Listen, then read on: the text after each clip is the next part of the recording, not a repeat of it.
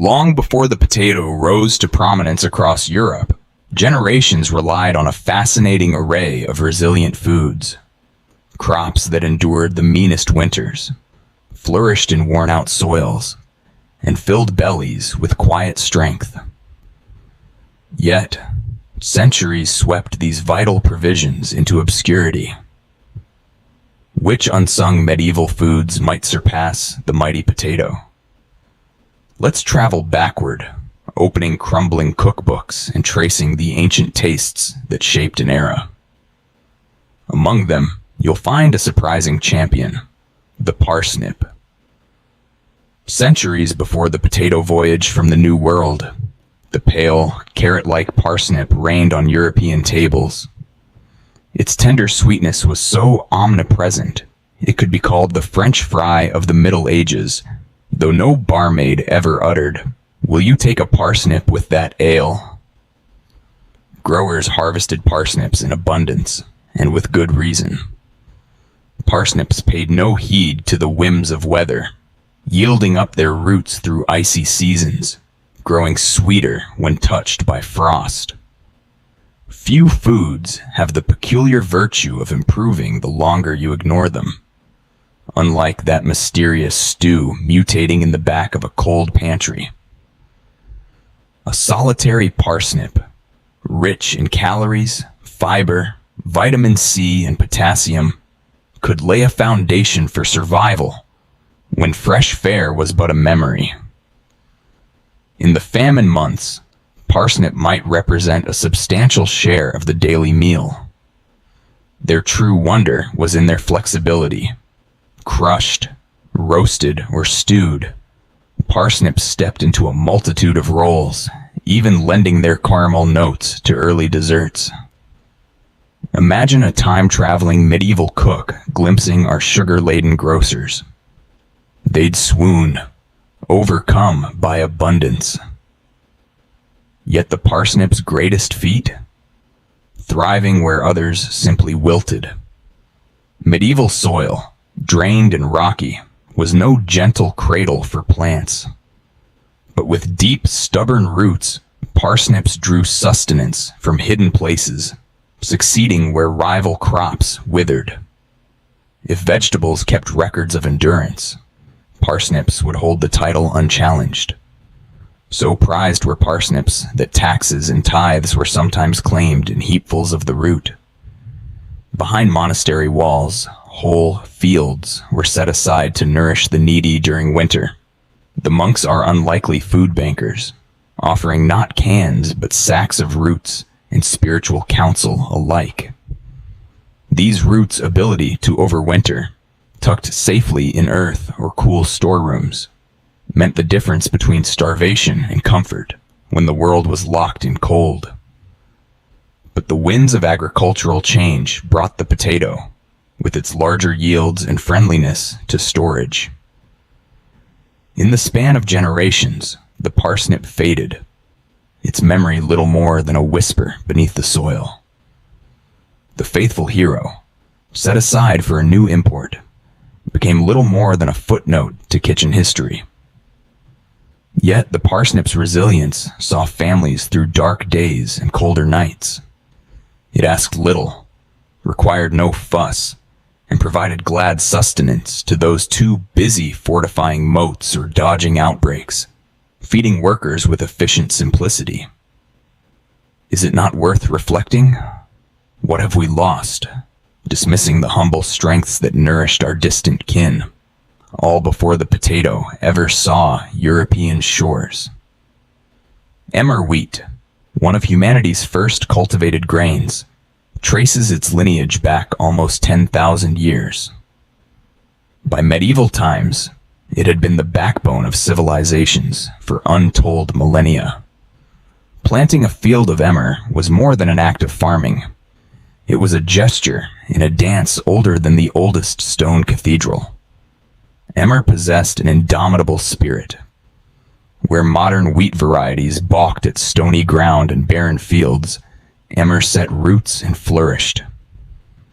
Children of medieval farmers dined on dense, dark loaves rich with protein and vital minerals, nourishment to fuel the very muscles raised to build spires and battlements.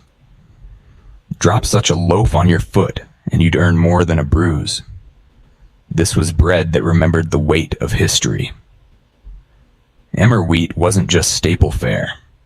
It was a social glue, the lifeblood of riot and revolt in lean years. Let the harvest fail, and communities rose as one to defend their daily bread. Grain so valuable, it doubled as currency, as essential as coin in dealings with overlords and clergy. Monasteries and castles alike stockpiled emmer, knowing that in lean times, these stores meant survival. In time, advancements nudged emmer aside. New wheats arrived that shed their husks with ease and fit better with evolving tools. But the old grain, with its nutty, layered flavor, was perhaps finest of all, a flavor medieval folk would struggle to recognize in today's soft, pale loaves. Bread alone, though, did not build kingdoms. In every green field, a second source of strength rose, unassuming and broad-leafed. Fava beans, the unsung architects of medieval muscle. Long before meat graced most tables, the broad bean laid down the protein required for masonry and homage alike. Kings and peasants alike consumed them.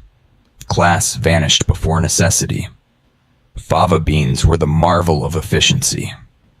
Their yield outpaced most rivals, a single acre feeding many through winter's bite.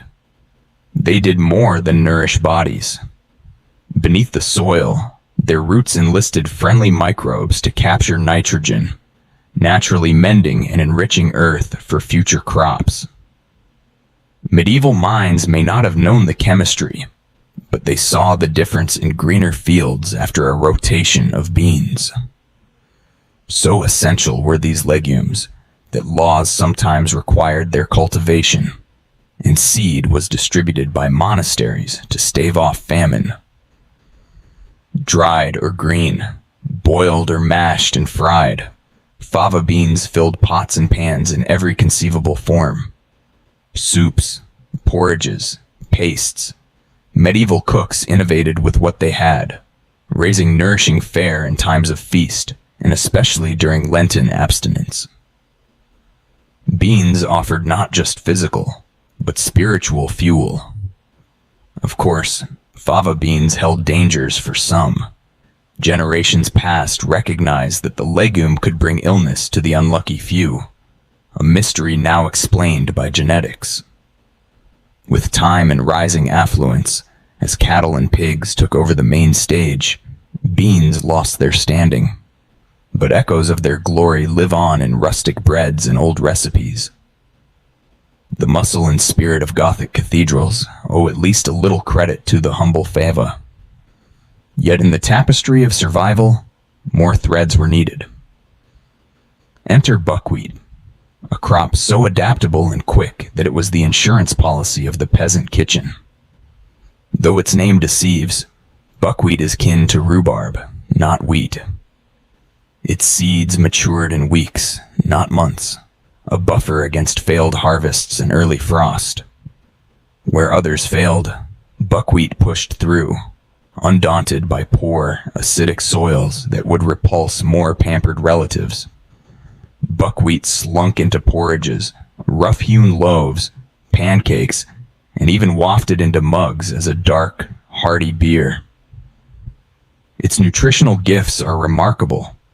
A full set of amino acids, robust protein, a treasury of antioxidants, and more dietary fiber than the finest white loaf. If buckwheat were a modern influencer, it would be flaunting workout routines and superfood credentials. The plant's secret powers even extended beneath the ground. Its fast growth starved out weeds, locked in moisture, and helped future crops flourish by making soil nutrients more accessible. No medieval treatise could name the process, but wisdom passed down said, Plant buckwheat and rewards will follow. So why did such a loyal crop vanish from our consciousness? The logic of mass agriculture favored storage and yield above all. Wheat, corn, and rice took the place of the old stalwarts. Now, what was once fallback food fetches luxury prices at market. An irony lost on those who once subsisted on it through cold nights. As the last fruits left fields and winter deepened, medieval people turned to the hardiest of greens, and none so durable as good King Henry. This sturdy plant, with its arrowhead leaves, endured cold snaps, and even blanketing snow, a steadfast companion, rising faithfully where other vegetables perished. Its roots in European folklore run deep. The name itself, a faint echo of household spirits thought to safeguard families. Good King Henry was the wild soul of the garden, popping up along hedges and dooryards. Young shoots mimicked asparagus at table, leaves thickened stews, and sometimes even the seed stretched bread flour in times of worry. Its nutritional richness, abundant in vitamins, iron, and calcium, fortified those whose bodies were tested by the meager months. Families didn't sow good King Henry in tidy rows, but coaxed it to thrive in patches left blissfully untidy. Once rooted, the plant persisted for generations, a quiet promise of food year upon year. With modernity's focus on uniformity and shelf life, good King Henry faded almost to invisibility, passed by for store greens with shiny marketing. Of all the foods that shaped medieval hours from dawn to dusk, none was as foundational as barley. Not a mere meal, but the very thread lacing together feasts and labors. Barley grew where little else would, and dominated both field and table. It became bread for the poor, porridge for the hungry, and, perhaps most importantly, beer, the universal, life-giving drink. Medieval water risked sickness. Barley beer, through brewing, became safer than the streams. So widespread was its consumption that records show even the youngest and oldest sipped daily, their thirsts slaked and calories replenished. Some years, brewing devoured a third of the barley harvest.